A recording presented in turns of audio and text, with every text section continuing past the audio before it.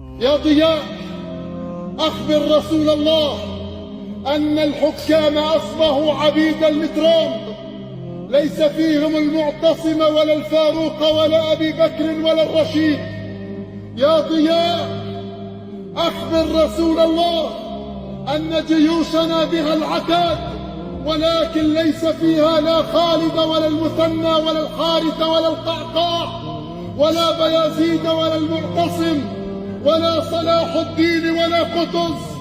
يا ضياء، أخبر رسول الله، أخبر رسول الله أن العلماء ما ورثوا دينك ولا ورثوا ميراث النبوة، إنما ورثوا رواتب السيسي وبن سلمان. أخبر رسول الله أن جيش الكنانة الذي وصيت بهم يا رسول الله يحاصروننا، يمنعون عنا الطعام والماء ويسلموننا ليهود. يا رسول الله، يا ضياء، أخبره أنهم خانوا أخوة الإيمان وأخوة الإسلام، وأنهم أسلمونا كما أسلم إخوة يوسف في البئر.